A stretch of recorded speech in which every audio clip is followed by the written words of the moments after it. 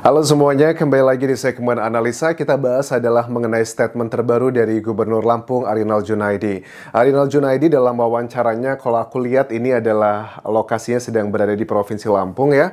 Itu meminta kepada media massa bahwa tolong dong di Lampung itu jangan apa-apa diviralin gitu. Karena kalau viral yang dirugikan justru adalah Provinsi Lampungnya.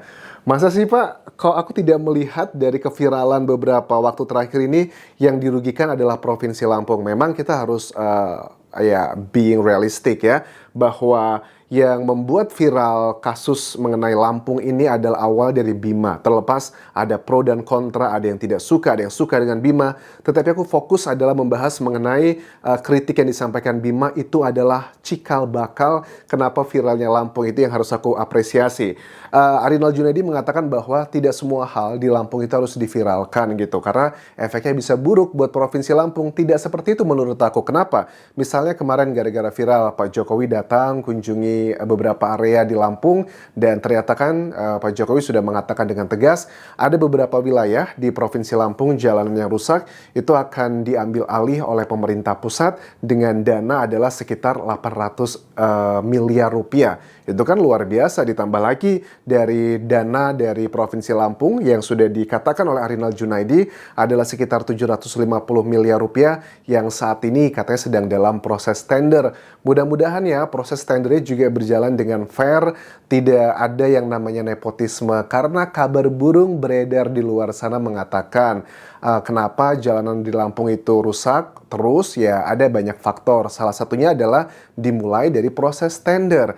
Biasanya katanya ya dugaannya kalau kita mau mendapatkan tender perusahaan tertentu A, itu ada kong kali kong sama oknum tertentu. Misalnya nih, saya tender memperbaiki area di kawasan Lampung Tengah yang nilainya adalah sekitar let's say adalah 50 miliar. Nah, 20% sampai 40% dari 50 miliar itu adalah fee dalam tanda kutip yang harus disetorkan ke oknum tertentu. Dari situ bahkan perusahaan A misalnya yang memenangkan tender tersebut, mereka pun tidak mengerjakan sendiri gitu, tapi mereka memberikan pekerjaan tersebut ke perusahaan yang lain lagi. Jadi ibarat kata dia hanya menjadi maklar. Efeknya adalah kualitas bahan ya kayak aspalnya, kemudian juga batu dan berbagai macam bahan untuk membangun jalan tersebut, kualitasnya itu dikurangi, bahkan jumlahnya juga dikurangi. Itulah yang membuat jalan di Lampung yang tiap tahun bahkan warga mengatakan sudah puluhan tahun jalannya tidak diperbaiki, itu adalah karena itu.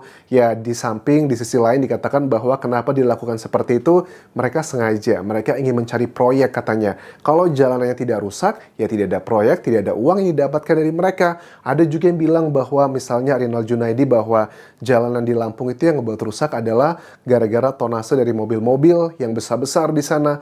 Itu juga tidak salah, tetapi itu bukan satu-satunya aja. Itu pun juga sama karena ada dugaan korupsi. Misalnya ada 4 atau 5 timbangan di Provinsi Lampung sebenarnya yang aku sering lihat, yaitu ada mobil truk, mobil yang fuso gede-gede. Mereka tuh misalnya kapasitas tonasenya 20 ton, tapi mereka mengangkutnya 30 ton. Mereka ngasih salam tempel ke petugas-petugas di timbangan tersebut. Nah, petugas timbangan tersebut berada di bawah Dinas Perhubungan. Harusnya juga memang itu harus ditindak, karena juga selain membahayakan para supir, ya juga membahayakan juga ya jalanan yang ngebuat rusak tersebut, ditambah lagi dengan kualitas aspal yang tidak baik. Ada yang bilang anjas jalanan di Lampung itu karena memang tanahnya tanah liat. Come on, kalian cek aja sendiri. Memang ada beberapa bagian yang tanah liat, tetapi juga banyak tanah-tanah yang biasa aja kok. Kita harus mengakui kalau area tersebut adalah tanah liat, memang bentuk ya treatmentnya akan jauh lebih sulit dibandingkan tanah biasa. Tetapi kalau aku lihat dari sepanjang jalan yang sudah aku sempat mudik di Lampung, tanah liat itu paling cuma berapa persen sih, dan itu pun juga rusak. Ditambah lagi tanah yang bukan tanah liat juga rusak. Jadi artinya kondisi geografisnya nggak begitu parah-parah banget sih, mengada-ada aja. Tetapi kan kayak jalan Roro Jonggrang yang kemarin tuh ya, Roro Jonggrang itu adalah cerita di mana dia menyuruh siapa ya, ceritanya siapa gitu, folklore ya, membangun membangun candi dalam semalam. Nah ini juga sama, area di Lampung Tengah yang dalam tanda kutip adalah dibangun dalam waktu semalam atau 2 malam karena menyambut Presiden Jokowi, sekarang kan sudah rusak lagi. Nah ini juga sekarang sedang didalami oleh KPK. Apakah ada indikasi terjadinya korupsi atau hal-hal seperti itu? Ini juga sedang kita nantikan. Coba kita simak dulu keterangan dari Gubernur Lampung yang kayaknya agak give up gitu, menyerah. Dan ngomongnya lebih halus sekarang kepada wartawan dengan ekspresi yang juga terlihat masih kesal, tetapi jauh lebih lebih friendly ya dibandingkan beberapa waktu lalu terkait dengan pertanyaan dari wartawan yang mengatakan dari Lampung TV. Aku ingat bagaimana Bapak dikatakan bahwa Bapak itu katanya maki-maki bapaknya Bima gitu. Sekarang kayaknya lebih friendly. Ini adalah statementnya Arinal Junaidi. Pahamilah, jangan semuanya begitu. Pahamilah, jangan semuanya begitu. Itu cara menangkapnya berbeda. Jangan diviral-viralkan. Cara menanganinya atau menangkapnya berbeda. Bahwa ini akan ada pembangunan yang lebih menguntungkan pada masyarakat. Bahwa ini akan ada pembangunan yang lebih menguntungkan kepada masyarakat. Dari pemerintah pusat.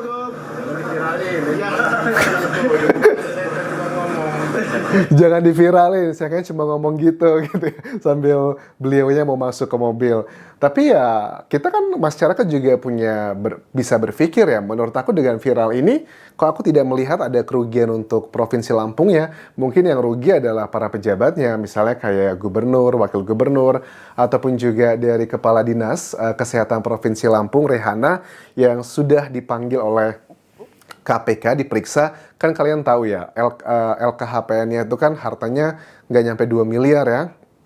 Padahal dia itu kan menjabat sebagai Kepala Dinas Kepala Dinas Kesehatan Provinsi Lampung itu kan sudah 14 tahun. Ternyata yang janggal selain angka tersebut, ternyata dia juga memiliki ada 6 tabungan. Tetapi hanya 1 tabungan saja yang dilaporkan. Bagaimana dengan tas mewahnya, mobil mewahnya, biaya hidup sehari-hari. Apakah mungkin Rehana dengan gaya hidup yang seperti itu, kita lihatnya mewah, per bulan cuma 5 juta atau 10 juta, nggak mungkin. Bayar karyawannya aja atau pembantu rumah tangga atau supirnya aja sudah beberapa juta rupiah. Makannya itunya kayaknya profilnya nggak cocok sih. Makanya kita penasaran itu uangnya dari mana.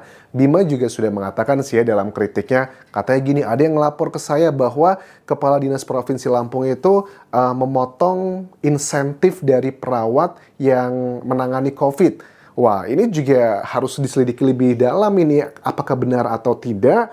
Aku yakin kalau dari teman-teman yang sebagai perawat ataupun juga yang pihak terkait, mereka kayaknya takut ya, karena kan mereka nggak mau kehilangan pekerjaan juga di Indonesia kan gitu. Kalau udah nggak suka sama orang, terutama di pemerintahan, itu dibuat sulit banget hidupnya. Karirnya nggak naik, posisinya juga dikasih tempat yang nggak strategis, akan disulitkan ini dan itu. Aku yakin banyak yang tidak akan bersuara, tetapi kayak aku pribadi, aku juga tidak ada urusan dengan pemerintah karena aku adalah eksternal, tidak memiliki political interest untuk tertentu ke urusan Lampung. Yang aku concern adalah aku berharap bahwa Lampung itu akan segera maju. Jujur, selama beberapa minggu aku tinggal di Lampung kemarin, wah aku tuh ngerasa, ya ampun, ternyata banyak banget ya orang-orang di Lampung itu yang penghasilannya, I'm so sorry to say, di bawah 1 juta dalam 1 bulan. Bahkan ada beberapa orang yang bilang, ya penghasilan saya itu cuma berapa ratus ribu aja situ di kampung-kampung.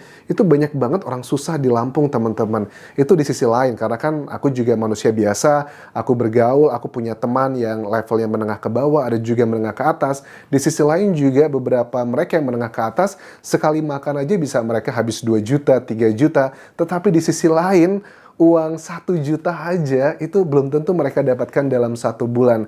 Itu juga salah satu penyebabnya karena jalanan yang rusak, karena kan mayoritas di Provinsi Lampung sekitar 30-40% adalah bekerja di bidang pertanian, ada juga di bidang perkebunan. Itu kan sangat memerlukan sekali fasilitas umum, misalnya adalah jalanan yang baik, karena kalau jalanannya buruk seperti kata Pak Jokowi ya, itu akan menurunkan daya saing. Gimana nggak diturunkan gitu?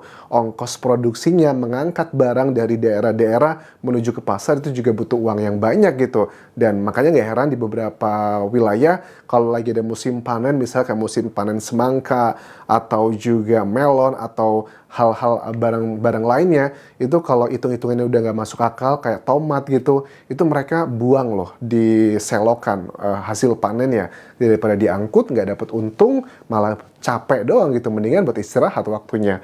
So itu mudah-mudahan yang bisa aku sumbangsikan kritik untuk Provinsi Lampung, tolong dikawal teman-teman, terutama dalam masalah tender ini kan, ada uang banyak loh, berapa triliun tuh, 800 dari pemerintah pusat ya, dari Pak Jokowi, 750 yang sudah dianggarkan. Artinya ada sekitar berapa tuh, 1,5 triliun, 1 triliun, 1,5, hampir 1,6 triliun rupiah loh. Itu uang banyak banget kalau buat beli bakso gitu kan.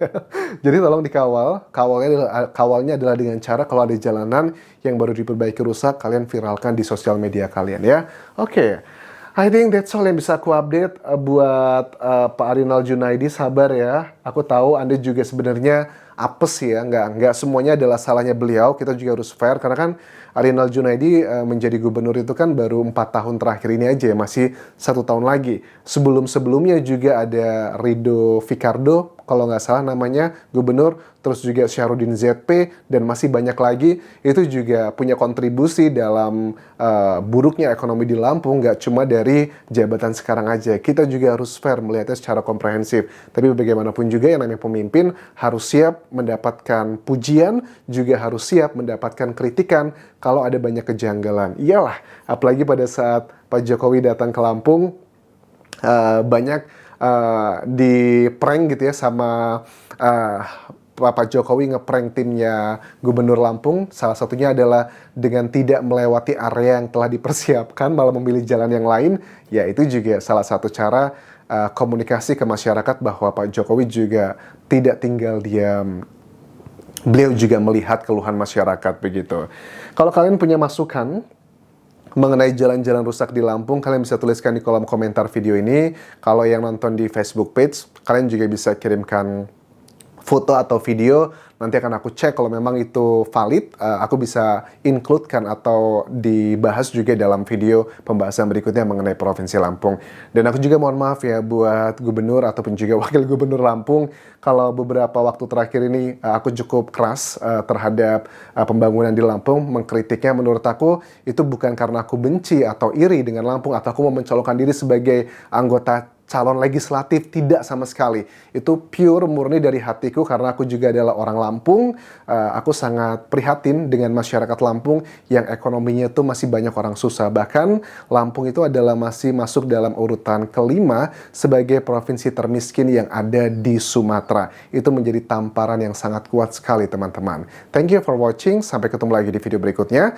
Tinggalkan like kalian, komen, subscribe channel YouTube ini, follow Instagram dan juga Facebook pageku di Anjasa Asmara. Sampai jumpa.